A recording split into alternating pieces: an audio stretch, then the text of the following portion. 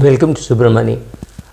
In this YouTube channel of mine, I speak a lot about money. In fact, it is Subra talking about money, so it is bound to be that. But I have also realized our definition of wealth cannot be only in terms of money. What happens when in the process of earning that money you have made an enemy of everybody that around you, right? You don't have friends, you don't have family, you don't know with whom to enjoy. Your children are happy to use your money, but they are not keen to be with you. Your spouse is just tolerating you, and in this life, if you have money, what is the great use, right? How useful it is to have money and not have anybody to enjoy it with, or even worse, you have money, you have somebody who cares about you, but you don't have the health, right? You are 60 years of age and you are not exactly bedridden, but you can't go out for a walk. You are unable to do many of those things simply because of neglect of your health. Largely 40 years of your life you've neglected your health, and then suddenly your health neglects you, right? So what is this trifecta of wealth? What all do you need? You need money, of course. I am not here in a position to say that you don't need money. Money is important, there's no doubt about that. And unless you have a reasonably accumulated money, compounding doesn't work, right? It looks great to say, oh, I compounded 50,000 rupees. Fine, fantastic. In 3 years, it doubled. Very good. It doesn't help. It's much better to compound 10 lakhs or 1 crore or 2 crores than to compound 10,000. So you have to earn money. There is no doubt about that. You also have to look after your health, and you also have to look after your social wealth, right? So whether it is schoolmates, college mates, office mates, right? All those people are important. And these relationships, it's very important for you to work on those relationships, because some relationships just end when the commonality ends. You left one office 15 years ago and maybe 2 people are in touch. That time maybe 20 people were in touch, 25 people were in touch, and your common grouse would be this boss is so bad and things like that. Now there is nothing in common with them. Socially, you don't feel like meeting them. There are some people whom I meet after a very long time and I wonder, why did I set up that meeting, right? It's pretty painful to meet people whom you knew 20 years back and you think they wouldn't have changed. Maybe they have changed, maybe life took a toll on them. Whatever it is, some of those relationships end. It's fairly obvious that relationships will end when there is no commonality of topics. So I used to be a runner, so I used to be part of running groups, cycling groups, etc. Once you give up that, or you don't want to do it at that obsessive level at which those groups are, you lose them. And after some time when you meet them, somebody says, I know your face and I don't remember your name, kind of thing. That's perfectly all right. If you made 5,000 friends, you're likely to lose 4,900. That's fine. But at least you should have a core group with which you can travel, you attend functions, you have cousins whose functions you attend, and you do all that to keep your social network intact so that you can do something with them. So first is the social wealth.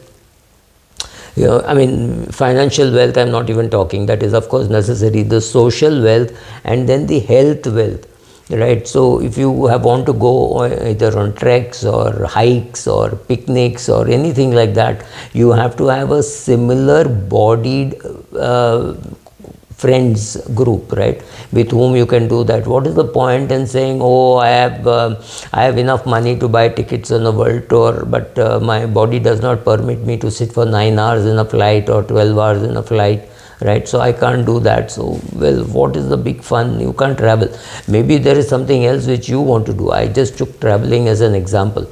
Maybe you're a good singer, but groups which will want you to sing you'll have to stand there and sing, and then you will have to do rehearsals and all that.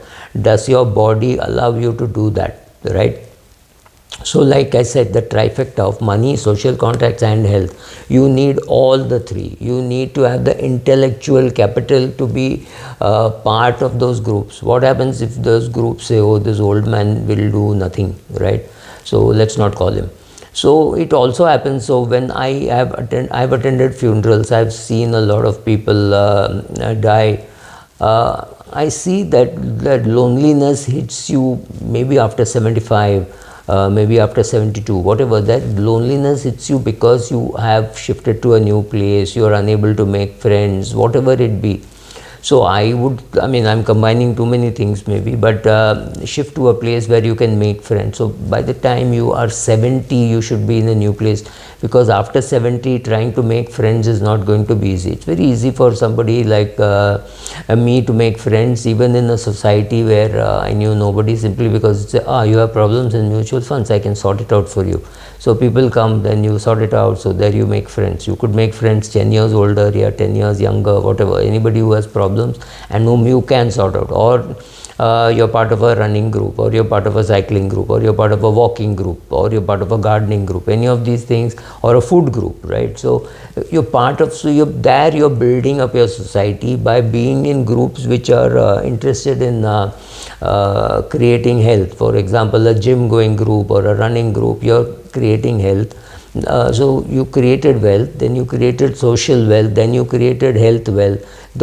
All the three have to meet if you want to do well. Like, no point in saying, oh, I have fantastic social contacts, my health is great, but I have run out of money, I cannot travel. So to travel, you need all of it, right? You need the mental strength, you need the friends who will travel along, the ability to buy tickets, and a body which will allow you to travel, right? Let's say you want to go to Masai Mara, or you want to go to Corbett, any of those places. It's about 8 hours of jeep ride. It's not going to be very easy for people with a backache, or somebody who says, I can't sit for such long hours. Can I come for half a ride? Can I come for just the morning ride? Can I come just for the afternoon ride, right? So that doesn't work that way. So you have to have those people. Then you have to have people who will walk long hours if you want to go trekking on, say, Himachal Pradesh or Uttarakhand, any of those places, the long treks. So you have to do those long treks. You have to do 6-hour treks, 8-hour treks.